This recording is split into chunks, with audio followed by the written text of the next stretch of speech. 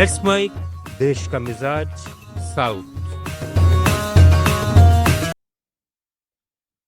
नमस्कार। Let's mic देश का मिजाज और खबरें साउथ से।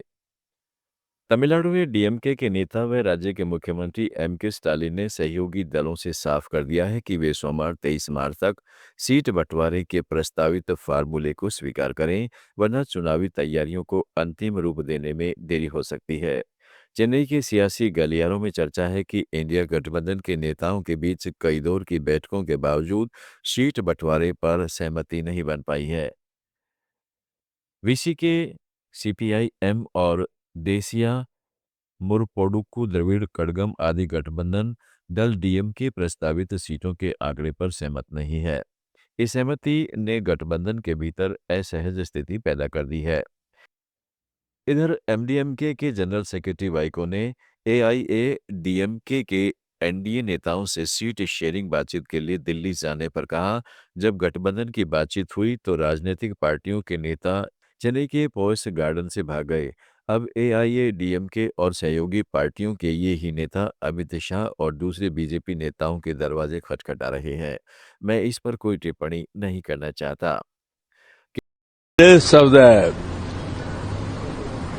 political parties, whichever party wanted to align with ADMK, they rushed to Poise Garden in Chennai. They held the discussions. Now the whole thing has changed upside down. Now from Chennai, these leaders from Anna DMK and allied parties are knocking the doors of Amit Shah and other BJP leaders. This is the difference. I don't want to make any comment on that. Kerala में भाजपा उम्मीदवार की हिंदू विधायक टिप्पणी के खिलाफ याचिका दायर की गई है।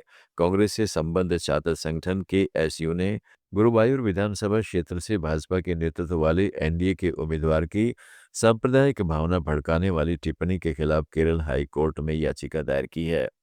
इस बीच केरल के मुख्यमंत्री पिनराई विजयन ने राज्य में भाजपा के बढ़ते प्रभाव को खारिज करते हुए कहा कि आगामी विधानसभा चुनाव में इस पार्टी की कोई सीट मिलने की संभावना नहीं है। हालांकि विजयन ने स्वीकार किया है कि कुछ समूह केरल में भाजपा के प्रभाव को बढ़ाने के लिए सक्रिय रूप से काम कर रहे हैं। उन्होंने हाल ही में हुए स्थानीय स्वशासन चुनाव में तिरुवनंतपुरम नगर निगम में भाजपा की जीत का जिक्र करते हुए इसे केरल की जनता द्वारा भाजपा के व्यापक समर्थन के रूप में न देखने की चेतावनी दी है। केरल विधानसभा चुनाव के लिए भाजपा ने 11 उम्मीदवारों की तीसरी सूची जारी की।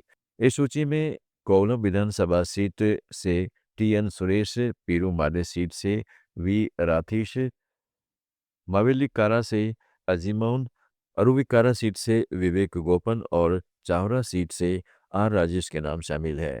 केरल की 140 सदस्यीय विधानसभा के लिए मतदान 9 अप्रैल को होगा और मतगणना 4 मई को होगी। राज्य में नामांकन पत्र जमा करने की अंतिम तिथि कल है। नामांकन पत्रों की जांच मंगलवार को होगी। भाजपा ने पुडुचेरी विधानसभा चुनाव के लिए भी उम्मीदवारों की पहली सूची जारी कर दी है। इस सूची में पार्टी को आवंटित 10 में से 9 सीटों के लिए उम्मीदवारों के नाम शामिल हैं। दिल्ली में पार्टी के राष्ट्रीय अध्यक्ष नितिन नवीन ने अध्यक्षता में हुई बैठक के बाद यह सूची जारी की है। केंद्रीय नागर विमानन मंत्री के राम मोहन नायडू ने प्रसाद योजना के अंतर्गत तेलंगाना के श्रीकाकुलम जिले के असरावल्ली श्री सूर्य नारायण स्वामी मंदिर के विकास के लिए व्यापक योजना की घोषणा की है। नायडू ने इंद्रपुष्करणी मंदिर के सरोवर के आधुनिकीकरण की आधारशिला रखी। इस अवसर पर उन्होंने कहा है कि तालाब के निर्माण कार्य के लिए 4 करोड़ रुपए पहले ही स्वीकृत किए जा चुके हैं, जबकि 58 करोड़ रुपए की राशि प्रस्तावित है। तेलंगाना में मिशन भागीरथ के मुख्य अभियंता कार्यालय ने राज्य में पेयजल आपूर्ति पर अभियान संपन्न हुआ। यह अभियान पंचायत राज और ग्रामीण जल आपूर्ति विभाग की मंत्री सीतक्का के निर्देश पर चलाया गया।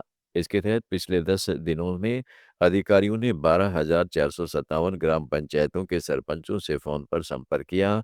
सभी अधिकारियों को 99 दिवसीय जन शासन कार्य योजना के अंतर्गत 15 अप्रैल तक सभी समस्याओं का समाधान करने का निर्देश भी दिया गया है। देश का मिजाज में फिलहाल इतना ही। जुड़े रहिएगा लेट्स माइक के साथ। आप सुन रहे